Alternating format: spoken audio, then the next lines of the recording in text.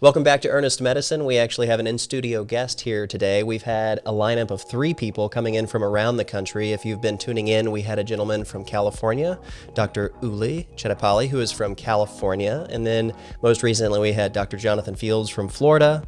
And last night, we had Dr. Melvin Brown from Charleston, South Carolina. So these are all places that we'd really like to take the viewers and explore, as long as we can line up some of the details of those stories moving forward. But we're very happy to have an in-studio guest here with us today, and I'm going to kick it over to her camera before we roll her intro. This is Pedramin Vaziri, a business owner here in Washington, D.C., and somebody who has a very unique practice, and we're excited to jump in here with you and share some details about her origin and what's next. So let's roll the Ernest Medicine intro.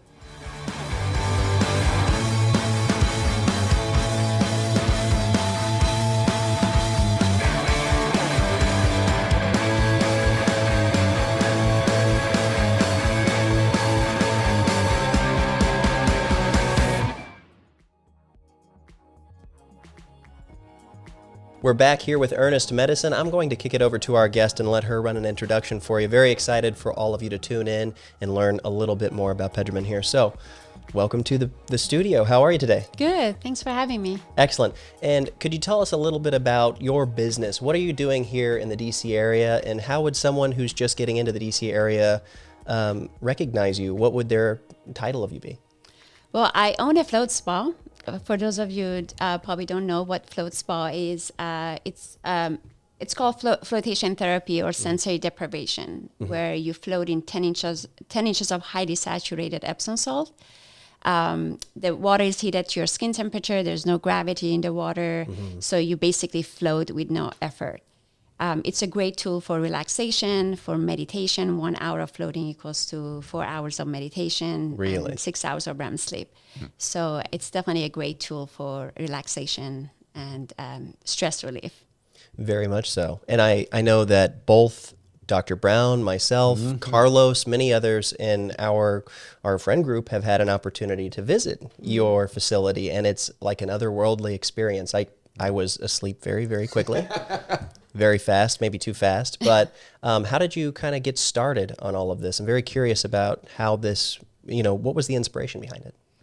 Well, the story starts from the time when I had my second born, my son. He was getting sick a lot, and I was trying to, as a new mom, I wanted to figure out a way to help him, and I was so intrigued by the idea of alternative medicine. So that's where I started doing some research and, trying to figure out a different way.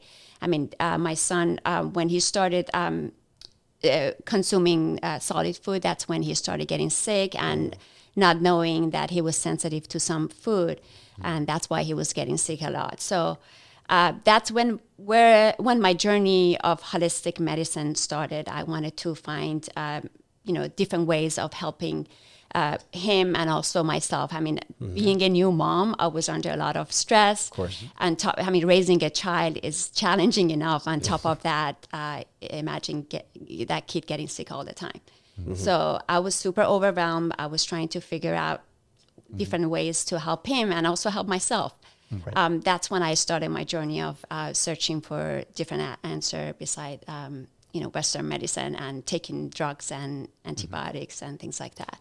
What was your experience with your child in terms of, the medical system here, and, your child is sick, so you would think you would take them to somebody who is a professional, who would be able to guide you, in a sense, to understand why they're sick and how to treat it. What was your experience like with that for a young child? So, I definitely had the false belief that every answer to, illness is a pill or a drug. So this was my false belief. I thought any problem, physical or even mental, I was under a lot of stress and depression because of that. So I thought a pill could fix that. So that was my false belief. And I really trusted the Western medicine. And I, whatever they said, I did. But then I wasn't getting any result. Yeah. That's when I started questioning. I took him to different doctors, even for myself. When I was in very deep depression. I was trying to find a way to get out of depression as a new mom, and postpartum, all of that stuff. Yeah. And I found out just taking medicine, it's not going to help. It's not going to get me anywhere. On top of that, I was having side effects. So I was so fed up. But at the same time, I was intrigued by the idea of alternative medicine. Try something different, see if I can help him, help myself as well. So that's when I started the journey of, I actually went back to school to become a holistic nutritionist. And that's when I found out about meditation, yoga, even floating. So that's when my story started. Excellent. And so you took an active approach. You didn't just submit yourself to what you were being told. You went beyond that because, you had your child and yourself to care for, but you couldn't depend upon the healthcare system to do that. So you didn't just passively, accept defeat, right? You can't, it's your health. Of course. It's your life. You are a role model for your child as well, that they are not to be subjected to a system that fails them, right? Absolutely. Absolutely. I mean, I would say if it wasn't for my son, I probably would just given up and just continue taking the medication. But I feel like when you have a child, when you have someone else to take care of, you feel more responsible. You feel, especially when you can't help them, you feel so helpless. You're like, it's a very, you're a father, Yes, and I have a son with a genetic disorder that has high needs, and you're willing to do anything to help them. Yeah. So that's when I turned into alternative medicine and tried different things. And again, went back to school. I was really intrigued by the idea. And then when I found out about floating, that's when I really wanted to give it a try and see what it's all about. Yeah. I remember in college, we had actually, I don't know, it's this movie I saw, Outer Space or something like that. And it was a very trippy kind of 1970s, 80s movie. And the gentleman submersed himself into this tank, and I was like, "What is that?" And it was sensory deprivation. Right. And so I was fascinated about it for years, and there wasn't anything around. So I actually did try this in a bathtub, not realizing how much Epsom salts you actually need. You need a lot to float, and that's a funny thing because I thought it would be like a cup or two, and so here's this bathtub, and I'd be pouring it in, and I would float and enter into another dimension. Yeah. Not right. Well, Yeah. that's a very similar principle to scuba diving, right? Because you have to find a point of neutral buoyancy whenever you're wearing your weight belt or descending to certain depths. So for the viewers out there, to give them a point of reference, when it comes to the tank, the dimensions, how many gallons are you working with as far as the fill of the tank? And then when I heard the number on the number of pounds of salt, I was just like, what? So what are the numbers for people to get a reference point? Well, the ratio is 185 of a gallon of water versus 1,000 pounds of Epsom salt. So that makes the water super buoyant. There's basically no gravity in the water. Yeah. That's why floating there's no effort. You don't need to make any effort. We get this question all the time. I don't know how to swim. I don't know how to float. Right. You don't need to know. Yeah. You float like a cork with no effort. And Very effortless. yeah, very effortless. Very effortless. So I can tell from my experience, I was first intrigued. This was actually back when I was a medical student because there was a lot of stress and it was difficult to find avenues to actually decompress. And meditation, breathing exercises were things I could do on the fly, but I wanted something that was going to allow me to go deeper. And so there were, at that time, this was back in late 90s, early 2000, but it was all kind of hokey, and so I kind of walked away from the experience and was just like, not great. But then I had heard of yours and what you had set up, and I was like, let me try this again. And so for myself, the preparation for it, in anybody who's viewing as well, the preparation for it is, you don't just show up. It is a process that you go through to really get the benefit of it, that, you're in a mind state. So schedule yourself. Don't do it when it's a crazy hectic day or you have a meeting to go to right after you float. You have to be in a certain state to really benefit from it.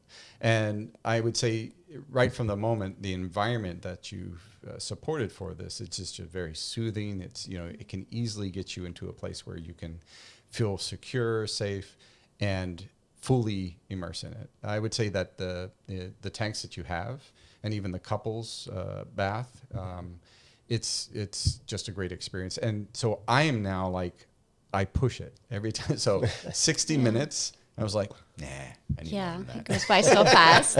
And then next I was like, okay, let me do 90. And now I'm seriously like, I need 2 hours, because the journey of that time in there, it's very surreal. The first sensation of, you're sitting there and you're waiting for the tank to fill, you hear the water running and your heart automatically slows. And then you enter into the water, and it's not like entering a pool, you're freezing, it's your body temperature, and you just kind of slip into it.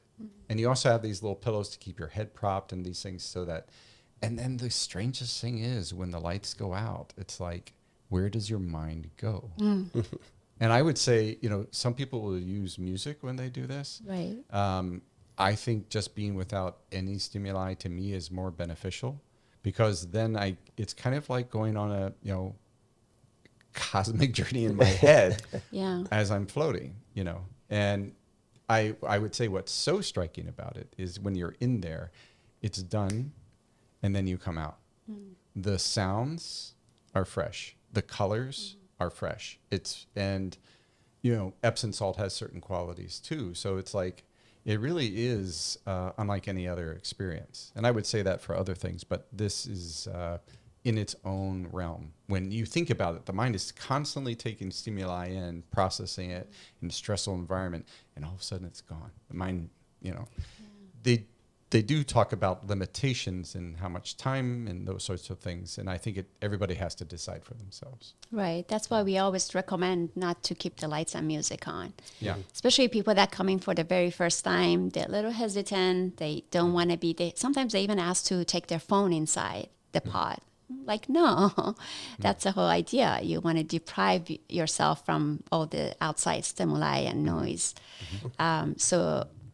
Because I believe personally, if they don't have that experience of being in the dark, being in the silence, then they won't come back.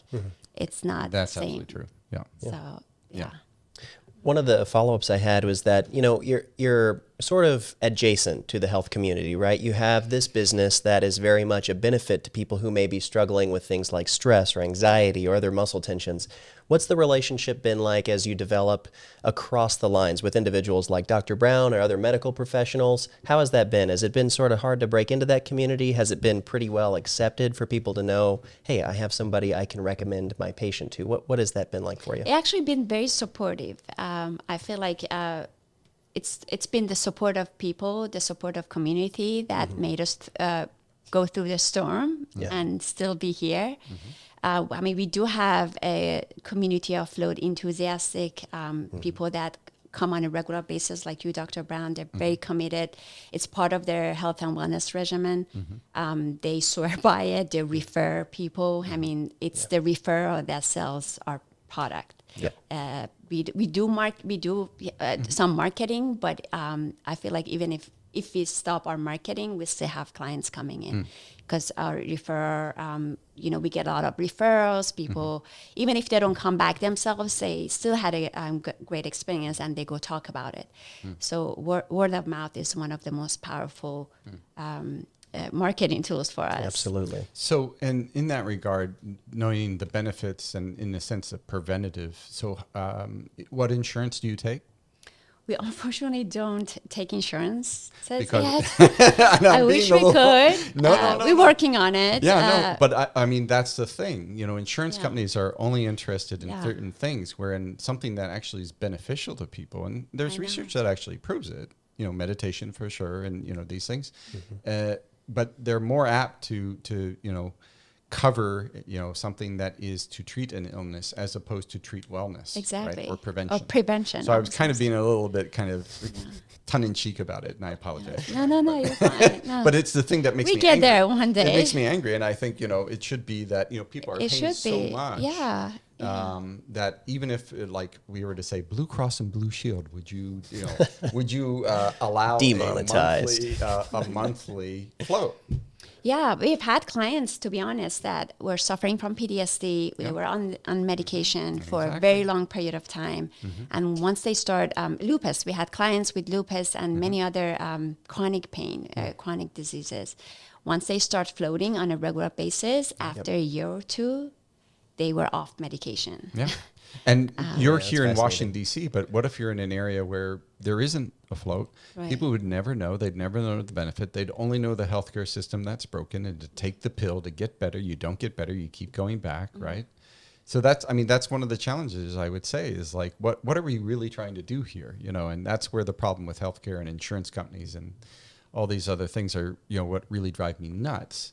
Because when something like this, which is not medicating people, which is allowing people to empower themselves as opposed to, you know, feeling powerless, then, you know, and it's only when people like you're the independent, you know, you're not large, you're not a franchise. Not yet. Not yet. Working on but you are the origin for it, right? And so it's, when I see that, it inspires me that I know that I'm right in what I'm doing. And you already talked about the storm that you had to go through to get here and stay here, right? It's not easy. And I think that's an important thing for people to understand. It's your independence, and it's also your ability to see past all the struggles that you may have to face. You took risks, and I applaud you for that. I thank you for that, because otherwise I probably would never have floated again. And then I wouldn't have brought these guys into it as well. And the hope is that it would spurn more interest, but then action. I mean, interest is one thing, but to get people really to talk about, I'd like people to write to Blue Cross Blue Shield and say, I would like to have a float as part of my, as much as I pay for. Now, that might make your place a little busy, and I might end up. No, I would love that. I would love that. No, I won't complain. But those are things I think it's important to talk about, because we'll be going to other places. We'll be talking to people about these things, and even other countries where we'll discover these things. And it's always that curiosity, like, why has it got to be this way? Why has it got to be that you're the only float that I know of in Washington, D.C.? I know. It's heartbreaking to, I mean, we do get clients coming from outside the city, Baltimore, Ashburn, far away. But then, and they always ask us, do you have a location near us? Yes. Yeah. But not yet. One day it would happen. Yeah. But again, it's something that once people include it in their practice, they love it. They swear by it. They come out of their float feeling different, feeling rejuvenated. They don't have any pains if they're coming for recovery or pain management, and it's cost them less money than taking medication, having side effects, and going through the medical industry trying to help themselves. Yeah. So that's something that motivates me every day, despite all the challenges and difficulties, being a woman business owner in DC. So it really motivates me. Well, you talked about how the word of mouth is still the best strategy and the best marketing tool that you have. Same for me with my business. A handshake, whatever that looks like. I've gotten a lot of referrals from people, and that snowballs into new work. But you have had some success on TikTok. As I understand from some of your employees, there were a couple videos that went a little bit viral. I was hoping you could kind of tell us about what those were and what was the reception online. Were people asking, what is this? What's going on? How did that unfold for you? Well, we started joining TikTok, I think it was during COVID. We thought everybody's on TikTok. We should get on TikTok too. We had Instagram, other platforms. We were on other platforms, but then TikTok become more popular, and we thought we could post the same videos we post on Instagram on TikTok. And to be honest, that's what we've been doing. It's no different than the videos and the content we put on other platforms. Right. It's just TikTok is a different. It is. And what's that reception like? Because I think, whenever I first heard about sensory deprivation, it wasn't anything health related. It was actually food related. It was this place in New York. You'd go, you'd put on, yeah. you would be blindfolded, or the room was totally dark, and you might wear something like night vision goggles while these Interesting. waiters walk around and serve you food. So I think that concept of sensory deprivation is relatively new, and especially in the medical space, that's quite new. So when you think about how well that has been received, are people still a little apprehensive about it, or what's the reception been on that front? I don't think they're apprehensive about it. But again, every new experience can be, daunting. Course, yes. You don't know what to expect. You don't know what's going to happen. Yeah. They don't know if they see the benefits. And again, that's something we always focus on, educating people about the benefits, the feature. The feature is that you really see the result by, floating more often, not just once in your lifetime or once a year.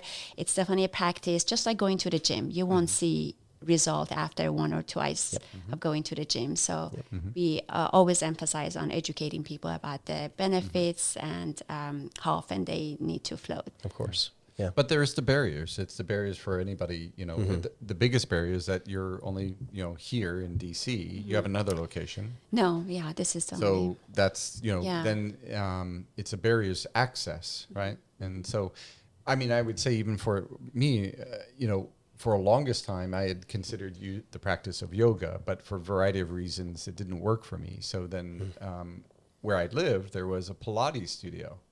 And I walked past it a million times. And then one day I was like, And I walked in. And it's that first barrier of going into a place and experiencing and being like, okay, what's this? And, what am I going to get out of this? And I would say that I hated my first Pilates session. Very different from your going into yours, but it was a sense of discovery. And I would suggest that people come with an open mind for it, and practice makes perfect. So it is putting into a program. There is Eaton Workshop, which is very close to your location. And they actually have a wellness studio, and we'd like to go and actually, do some video there. Is that the Eden Hotel? Yep. That has that? Yeah. And where's that located That's on K and 12th Street. Well, I know the hotel, but where within? Because they have that lounge area, they have a very nice rooftop. Where in the building is that? One level up. You go past the radio station. I go up the stairs and then to the right. And I actually met the director when I was giving a presentation on monkeypox, and she said, "Yeah, come on by anytime." So, but one of the things is you have a wellness studio there that in collaboration, someone can set up a yoga program, and then individuals can do floats as a practice, on a regular. I think that would be fascinating. Yeah, yeah. I'm just really surprised that there aren't more floats. It will be. It will happen. Yeah. Are there barriers outside of the normal sort of business capital, rent increasing everywhere? Anything else that's sort of standing in your way to getting there? Or kind of what's the projected timeline if you had to say, by 2024, we're looking to have 2 more spots? What has that process been for you? Well, for me at this point, I'm really focused on systemizing our business and automating everything, because once you have a good system in place, you can copy and paste. Right. And that's what my focus has been in the last 8 months. That's when I started joining a mastermind and hiring a coach, a business coach, a mentor to, help me through the process. Because I feel like without that, even if you have the money to open another location, then it will be a disaster. Yeah. And I'm a big believer of growing, but growing very slow. Once you sustainability. Exactly, and making sure you have a good system in place in all aspects of the business operation, client fulfillment, and even marketing. Then opening another location would be a piece of cake. And as an independent, that's an important thing. It's not just you're independent, but you're forward thinking, and you've ascertained that you need a help from a coach or somebody to also help guide you in that. Some people are fortunate that they have a family member or somebody, but taking that initiative yourself, and it's hard to find somebody who can be a coach, sometimes, and in the right way. So I applaud you on doing that. Thank you. That's why I really spent time finding the right coach, right mentor. I wanted someone who owns the brick and mortar business, because I feel like a lot of coaches these days, they own either they coach on about online businesses or their own businesses. Different ball online. game. It's a whole different animal. Having a brick and mortar where you have to deal with public at all time requires a different skill set and patience. Absolutely. Well, in our initial call, whenever you were speaking with Carlos and myself, you talked about how business ownership for you has been a really interesting experience. One, because it's a possibility for you here. Whereas when you think about where you grew up, maybe not something that a woman would be able to do. Right. And I'm very curious about what that blessing has kind of looked like for you, but also just how do you perceive that? Looking back where you started and where you are now, what's the journey been like? Well, I really feel, the only thing I can say, I feel privileged to be here and have the opportunity of owning a business, starting a business, or and owning a business as a woman, as an immigrant, Iranian immigrant. I feel very privileged. I always I tell that to my daughters. I have 2 daughters. I tell them, don't take it for granted. You are here for a reason. You have a purpose. So I just feel so privileged and happy to have this opportunity. Yeah, I could not imagine owning a business back home. Yeah. So what are some of the barriers or objections to floating? I would say the biggest objection is that people want to see result right away, which is, you still can see the result. You see benefit from one float. You come out of your float, you feel rejuvenated and relaxed. But again, it's something that we emphasize on. Floating, just like any other modality, any other practice, needs to happen on a regular basis. In order to see good result, you need to float at least once or twice a month. So I would say that's the first objection. And then after people trying floating, fitting in on their schedule, time I would say it would be the second objection. Finding time on the schedule, making sure, because it's a long process. They need to give themselves at least 90 minutes for 1 hour float. Come in, check in. We always recommend to arrive earlier, so they can meditate, relax for a little bit before they hop in the float tank. So it would take about an hour to 90 minutes of their time. But then we try to make the process, the check-in process to go much faster. They don't have to worry about anything. They don't need to bring anything with them. We provide every single amenities. They can just come off the street and go for a float. So that's why we really emphasize on that. We want to make sure. And the other thing is we really are all about customer service. We contact them. We reach out to them when their float is about to expire or they haven't been back for a while. We want to make sure we provide that concierge service to get them to get their float on the schedule, even before they're leaving for after their float. We make sure we put them on their schedule so it's part of their regimen. Yeah, it's fantastic. No, absolutely. I would say for myself, one of the things I need to focus on is, so I had COVID in June of this year, and since that period of time, I've just been off. And I did come in for a float, 2 actually. And I took that and tried to get myself back on track. But now the problem I'm having is I'm having horrible insomnia. And I think it's just that my nervous system is just on edge. And it's time for you to come back. It's time for me to come back. And I'm trying to, and it's a matter of when's the right time. There's never the right time, right? Exactly. But I need to find a solution to this because it's, it will impact me if I don't. I'm literally going to bed at like 11 p.m. at night, sometimes 12 o'clock, and then waking up at 3. And it's not like I'm up at 3 and I'm going to lie in bed. No, I'm up. And I'm just, I just go, and that's not healthy for me. So I'm going to come in. I'm going to commit to that. As soon as I get back from Istanbul, I will commit to every Sunday for. Well, I'll make sure either myself or one of my staff will reach out to you to book your float. I'd appreciate that. That's a certain sense of, I do have a mission for it, is to get myself back on track. mentally and physically. And Carlos is, of course, here giving me the that, yeah. So, but I wouldn't have that, as a resource if you weren't, here. So I appreciate you. Thank you. Yeah. And I just have to say, from my one experience going, it was the customer service was top notch. Thank you. And when you go to a business, that's a big thing for me. As a business owner, I want to make sure people here, they feel listened to, they feel cared for, and your staff does a great job of that. Thank you. So for somebody who would like to visit you, this is a chance to do a little plug. Location, what are they going to Google or look up? How are they going to get in touch with you? How are they going to book a service appointment with you? Got it. So our location is downtown DC, 1010 Mass Ave. We're between Mass and K Street on 11th Street.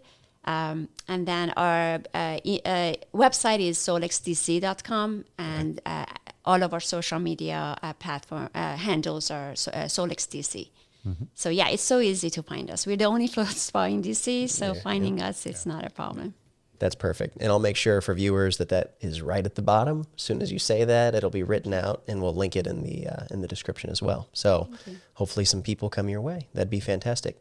So we'll wrap things up, kick it back over to this cam here, and say thank you to anyone tuning in for this episode of Ernest Medicine. This has been really exciting, and we have to say this at the end of every episode, and we plan on doing it, but we're going to come visit you at your spa. So as soon as we get our schedules lined up and get kind of through this Thanksgiving season and travel to Istanbul, there will be an opportunity for us to pay you a visit and show people the experience in a little more visceral way. For sure. That'd be really cool. For sure. It's more tangible. So look stay forward to it. tuned. Yes. Yes. Very much so. All right. Well, thank you for tuning in on this episode of Ernest Medicine. We'll see you all on the next one. Adios. Bye. And if you happen to find any of this interesting, or more importantly, if you want to collaborate, check out the link below so that you can send us your comments, any stories you may have, anything, we're happy to entertain it. And this is really about us going on a journey together.